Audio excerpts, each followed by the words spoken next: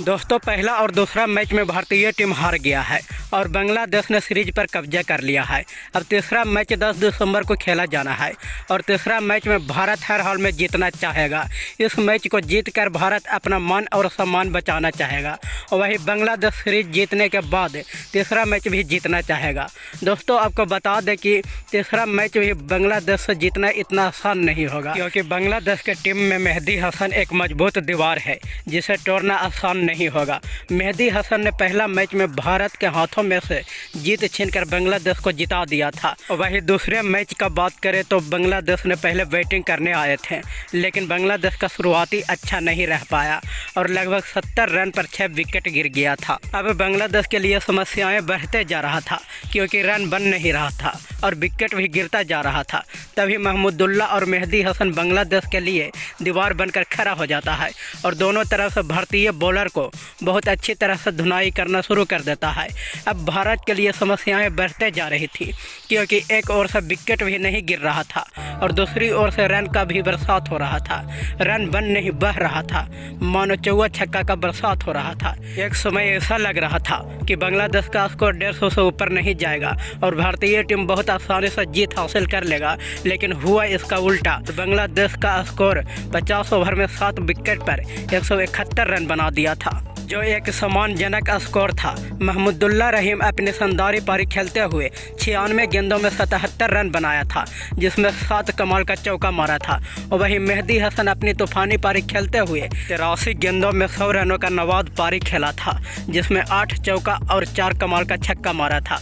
अब भारत के ओर से ओपनिंग करने आते हैं विराट कोहली और शिखर धवन। भारत शुरुआत भी अच्छा नहीं कर पाता है और विराट कोहली सिर्फ 5 रन बनाकर आउट हो जाता है। विराट कोहली को आउट होने के बाद अब शिखर धवन को साथ देने आता है श्रेयस अय्यर, लेकिन दोनों का जोड़ी ज़्यादा देरी तक नहीं रह पाता है और शिखर धवन मुस्ताफिजुर का शिकार बन जाता है और भारत को एक बहुत बड़ा झटका लगता है। इस समय भारत का स्कोर 3 ओवर में 2 विकेट पर 13 रन ही बन पाता है। शिखर धवन के आउट होने के बाद श्रेयस अय्यर के साथ देने आता है वाशिंगटन सुंदर, लेकिन ये भी कुछ कर नहीं पाते हैं और सिर्फ 11 रन बनाकर आउट हो जाते हैं।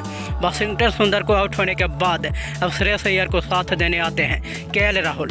सबका उम्मीद केएल राहुल पर रहता है, लेकिन ये भी कुछ कर नहीं पाते हैं और मेहदी हसन का शिकार बन जाते हैं और केएल राहुल सिर्फ 14 रन बनाकर आउट हो जाते हैं। इस समय भारत का स्कोर 19 ओवर में 4 विकेट पर सिर्फ 65 रन ही बन पाया था।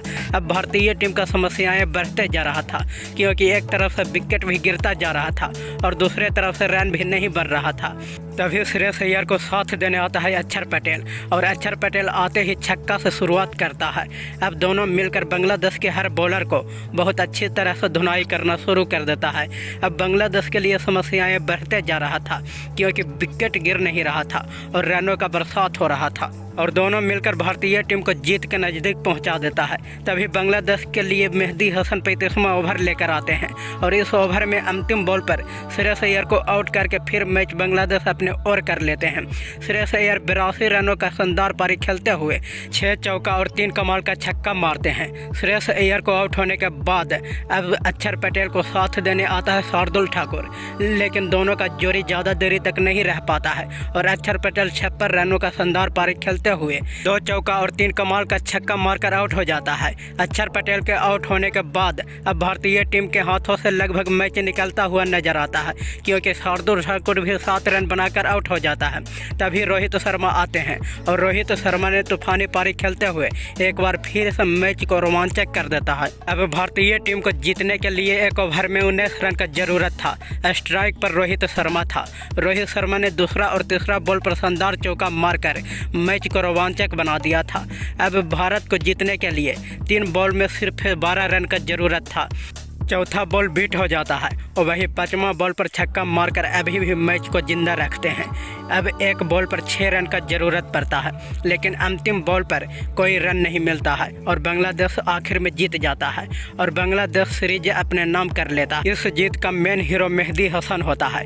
इन्होंने 8 चौका और 4 कमाल का छक्का मारते हुए 100 रनों का नवाद पारी खेलता है। भारतीय टीम सीरीज हारने के बाद रोहित शर्मा अब तीसरा मैच को हर हाल में जीतना चाहेगा, लेकिन तीसरा मैच भी बांग्लादेश से जीतना इतना आसान नहीं होगा, क्योंकि भारतीय टीम का बैट्समैन चल नहीं रहा है। है, खास करके ओपनर ही नहीं चल रहा है, जिसके कारण पूरा टीम दबाव में आ जाता है और दबाव के कारण अच्छा खेल नहीं पाता है।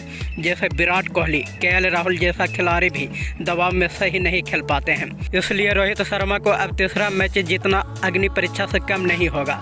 ऐसे में रोहित शर्मा को तीसरा मैच में जीत हासिल करने के लिए सही ओपनर की ज़रूरत है और शिखर धवन अभी अच्छा फॉर्म में नहीं चल रहा है। शिखर धवन के स्थान पर ईशान किशन को लाना बहुत ज़रूरी है।